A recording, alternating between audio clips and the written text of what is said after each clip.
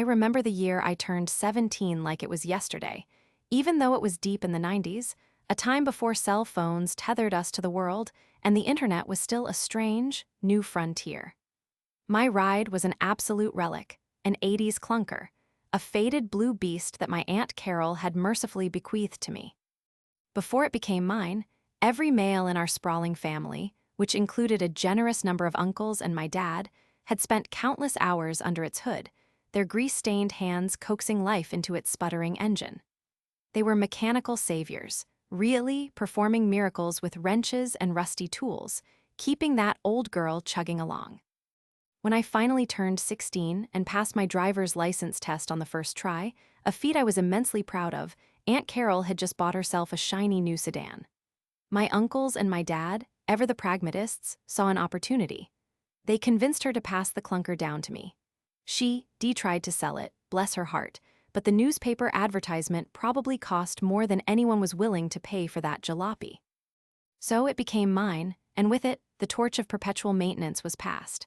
I replaced everything on that car just to keep it running for a couple more years. Brake lines, steering line, brakes themselves, the alternator. If it could be replaced, I probably replaced it. It really did suck being poor, but at least we had a garage full of tools, right? That was the silver lining, the faint gleam of hope in a cloud of worn-out parts. One sweltering afternoon, my cousin Mark, who was staying with us through his high school years, showed up in our living room with his buddy, Chad. Mark was a year older than me but didn't have a car or even a license, which always made him dependent on everyone else, mostly me, since my parents were often out working. They needed a lift, they said, to pick up Chad's truck, which was at the dealership getting some warranty service done. My heart sank. My car, that beautiful, temperamental beast, was in one of its notorious phases. The alternator was completely out, kaput, gone, and I was, as usual, flat broke. This meant once the battery was depleted, the car died, simple as that. It needed an overnight charge to even think about going anywhere. I'd measured its range down to science, about 22 miles on a full overnight charge before it was completely drained and stranded me. The dealership was about 15 miles each way, which was cutting it extremely close. My cousin Mark and Chad, ever the charmers, promised me gas money and swore up and down they'd charge the battery with jumper cables once we got to the dealership so I could make it home. Their words were smooth, convincing, and utterly devoid of sincerity, but I was 17 and naive enough to believe their promises, or at least desperate enough to hope. So, reluctantly, with a knot of apprehension tightening in my stomach, I dropped them off at the sprawling car dealership, the very picture of modern automotive efficiency, a stark contrast to my sputtering 80-something rust bucket. I parked my car in the lot, hoping against hope that they'd be true to their word, that they'd give me enough money to buy more gas than I had just burned, and that they'd actually jumpstart my battery. We all walked into the dealership, the cool air conditioning a welcome relief from the summer heat, and hung out in the service lobby for what felt like an eternity. Chad's truck wasn't quite ready, the service advisor explained with a polite but firm smile. We waited. 10 minutes stretched into 20, then 30. I watched the clock tick, my anxiety growing with each passing second. My battery was slowly but surely draining, even with the car turned off. Finally, the service advisor called Chad's name, and he came out with his keys in hand. He walked over to me, a smirk playing on his lips, and handed me a $5 bill. "Here you go, Sam," he said, the words dripping with false geniality. "I'll meet you out by your car." $5 was a decent amount for gas back in the 90s, enough to get me home if my battery held out, and enough to perhaps put a little extra in the tank. I felt a tiny flutter of relief. Maybe they weren't so bad after all. I walked out the front door of the dealership, a hopeful spring in my step, and headed straight for my beat-up car, waiting patiently for them to pull around in Chad's newly serviced truck. A moment later, I heard the roar of an engine, and Chad's truck peeled out from the service bay. My relief instantly morphed into a sickening lurch in my gut. The music in the truck was blasting, shaking the very air, a crude, aggressive rap song that seemed to mock me. They were laughing, their faces contorted in wide, triumphant grins.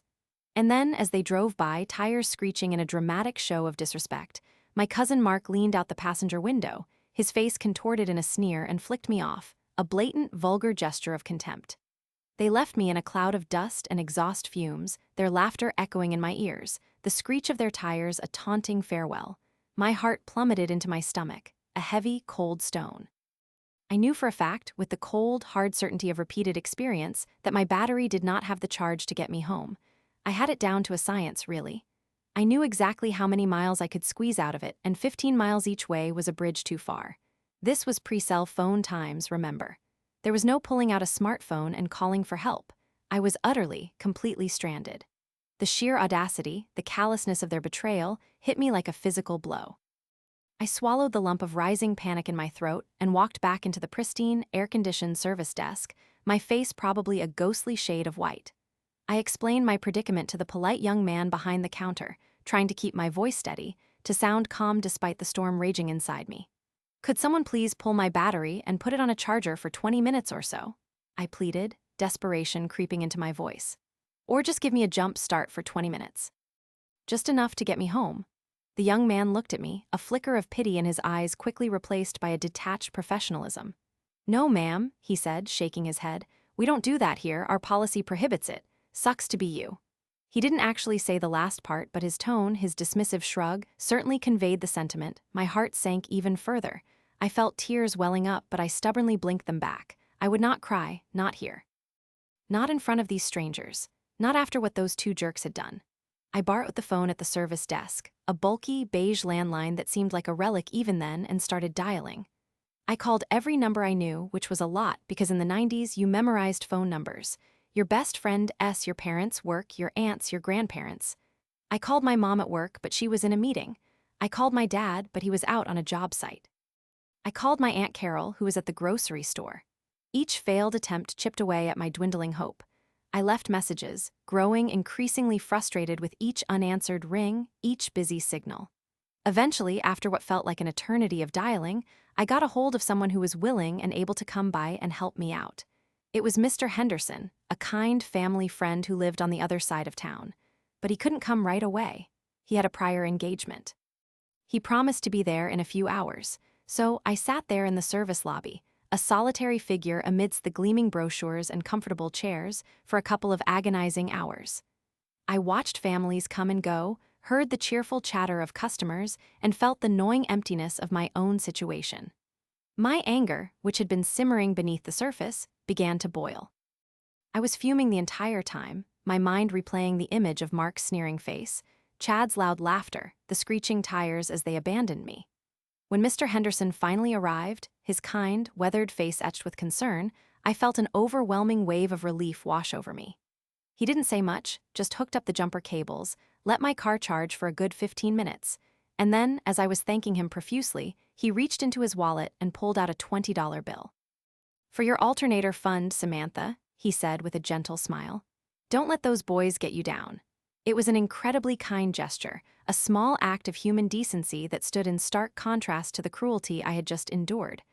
I thanked him again, my voice thick with emotion, and finally my car rumbled to life. The drive home was a blur of righteous indignation, but I was beyond pissed. I was absolutely fuming the entire ride home at my absolute asshole cousin and his equally despicable buddy. The thing about them was they both had a job, a decent one, at Chad's dad's warehouse, doing who knew what, probably just stacking boxes or something. And yet, despite having money, they were constantly mooching off me, off my parents. They smoked weed and played my Nintendo 64 at our place pretty much all the time when my parents weren't home, which, given my parents' work schedules, was all the time. That Nintendo 64 was more than just a video game console to me. It was really the only significant thing I owned, a gift I had saved up for, piece by painstaking piece, from allowance and odd jobs. I had looked forward to that afternoon, to the quiet solitude of the empty house, the freedom to finally immerse myself in my favorite games, particularly GoldenEye. But no, thanks to their utterly selfish act, I had been stuck at that sterile, soul-crushing dealership for hours, my precious afternoon wasted, my peace of mind shattered. Their betrayal wasn't just about the ride. It was about stealing my time, my tranquility, my only real source of entertainment. My anger hardened into a cold, determined resolve. They would pay. When I finally got home, the first thing I did, even before collapsing onto my bed, was march straight to my toolbox. My hands trembled slightly, not from exhaustion, but from the surge of adrenaline coursing through me. I dug out some old, discarded cables, a tangled mess of wires and connectors that had once belonged to various forgotten electronics. My mind raced, plotting.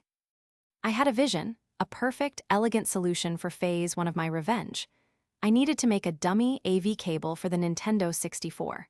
I meticulously stripped wires, twisted strands, and soldered connections, creating a cable that looked perfectly normal on the outside, but was wired incorrectly, designed so that it would only work when I wanted to play it. It was a crude but effective piece of engineering, a simple act of sabotage. I then carefully hid the normal, working AV cable in a secret compartment I had rigged up in my bedroom closet, a place only I knew about. No more video games for them, not without my express permission.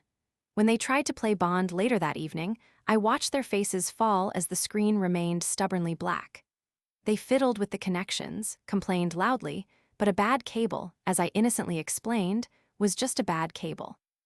They were pretty angry that they couldn't play GoldenEye, High and whatnot, but there was nothing they could do.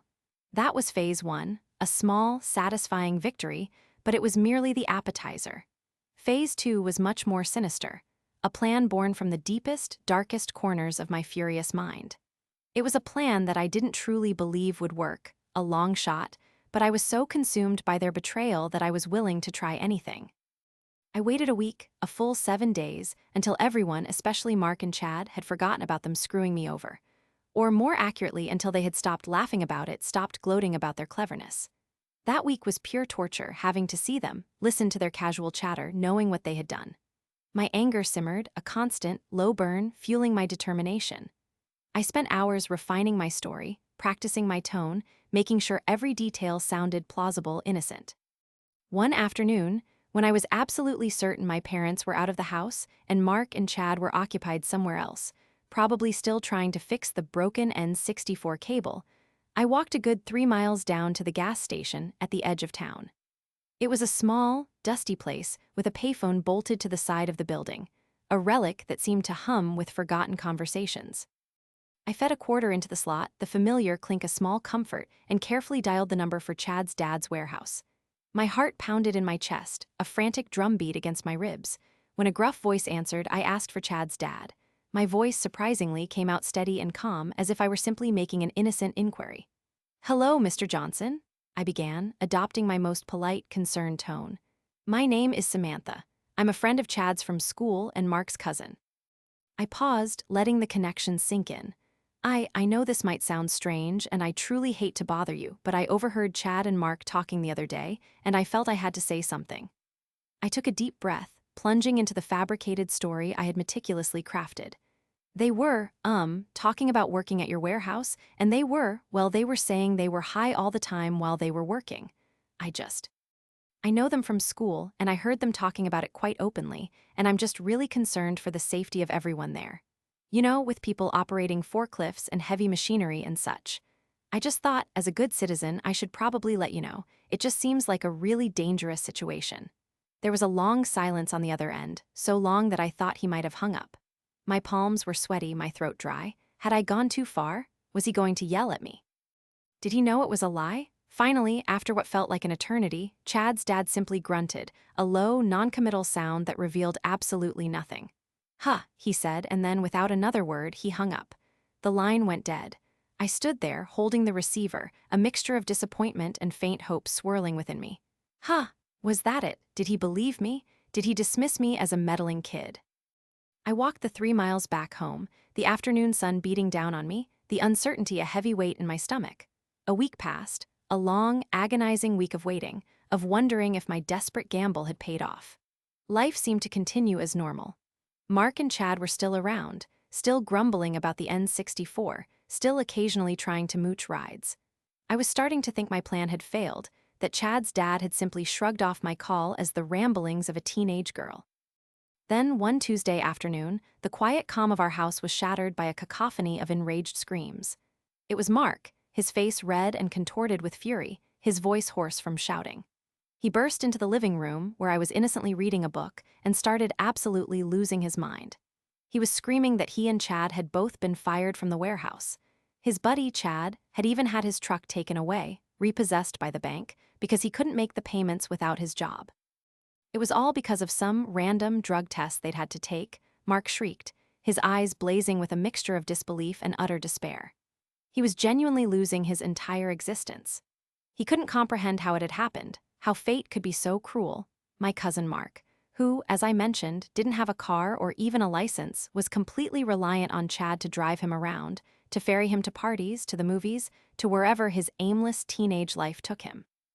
And now he didn't have his ride, didn't have his job, and couldn't get another one because he was, quite literally, stranded. He had no means of transportation, no income, and no immediate prospects.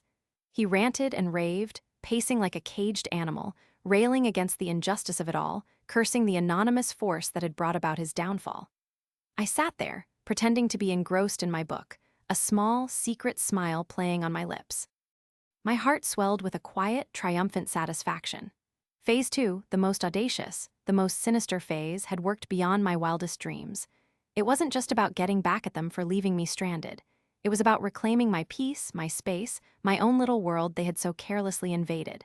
It was about showing them that actions had consequences, even if those consequences were delivered by a seemingly random twist of fate. Phase 2 was, without a doubt, the absolute best phase. The quiet satisfaction I felt in that moment, knowing I had single-handedly orchestrated their demise, was more fulfilling than any video game victory.